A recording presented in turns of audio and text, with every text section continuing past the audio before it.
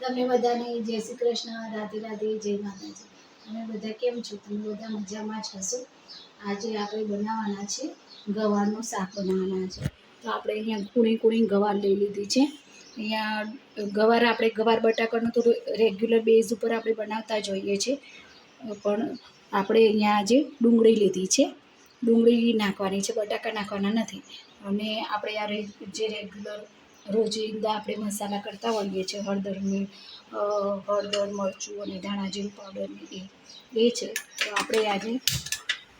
આપણે gas on કરી દીધો છે. હવે આજે આપણે આ ખેતરની તાજી કૂણી એકદમ નાની જે હોય, મોટા ભાગે નાની સિંગો મેં લીધી છે કૂણી, અને હાથેથી ચાકા વગર, ચપ્પુ વગર જ મેં હાથેથી સમારી છે. અને આ મારા મમ્મીના ઘરેથી આવી છે અને ખેતરમાંથી તાજી ગવારની સિંગો છે. આજે આપણે એનું શાક બનાવવાના છે. તો આપણે અહીંયા પહેલાં લઈ લઈશું જીરું અને રાઈ બંને છે. તો બંને મિક્સ છે. જીરું રાઈ અડધી ચમચી જેવું લીધું છે. પછી આપણે એમાં તેલ નાખી દઈશું. અહીંયા 2 પરી જેવું આપણે તેલ લઈ લઈએ છીએ. મીડિયમ સાઈઝની 2 પરી જેવું તેલ છે. અને હવે આપણે એમાં લઈશું મીઠી લીમડીના પાન લઈ લઈશું. આ પણ ગામડેથી આવ્યા છે. મીઠી લીમડીના પાન પણ ગામડેથી આવ્યા. અને અહીં તમાલપત્ર લઈ લઈશું.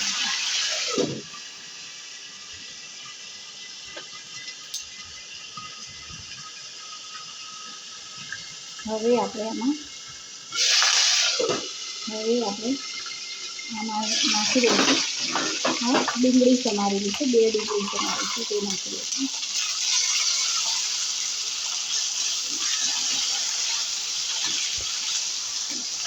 અને થોડી સાતળવા દઈશું ડુંગળીને.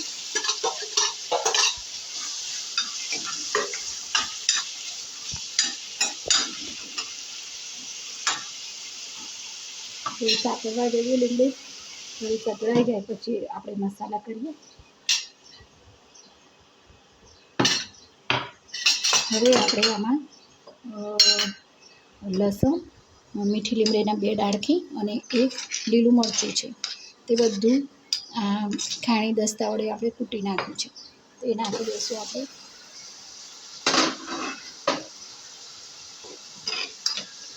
મીઠી લીમડીના પાન પણ એટલા બધા 3-4 ડાળખી આપી છે.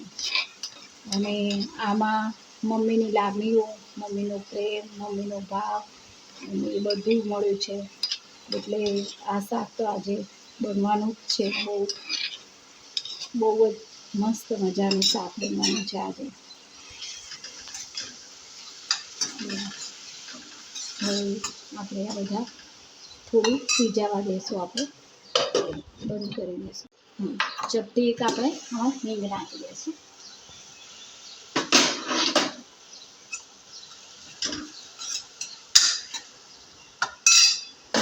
સિજાવા દઈશું. આપણે આ ડુંગળી સતળાઈ ગઈ છે. આપણે મસાલા કરી દઈએ. તો પહેલાં આપણે એમાં કરીશું મરચું લઈશું. તો મરચું આટલું આપણે લઈએ છીએ, 1 ચમચી જેવું છે. 1 ચમચી જેવું મરચું લઈ લીધું. પછી આપણે અહીંયા 5 ચમચી જેવી હળદર લઈ લીધી છે. પછી આપણે અહીંયા 1-1.5 ચમચી જેવો ધાણા જીરું પાવડર છે એ લીધો છે. પછી આપણે અહીંયા ગરમ મસાલો લીધો છે, એ પણ 1.5 ચમચી જેવું લઈ લીધો છે ગરમ મસાલો. હવે આપણે લઈ લઈશું મીઠું લઈ લઈશું. તો મીઠું અહીંયા સ્વાદ અનુસાર અહીંયા મેં 1 ચમચી લીધું છે. તો આપણે બધું મસાલા મિક્સ કરી દઈશું. બરાબર. તો આ મસાલા આપણા મિક્સ થઈ ગયા છે. બરાબર મિક્સ થઈ ગયા. તો હવે આપણે આમાં નાખી દઈશું. આપણે ગવાર નાખી દઈશું.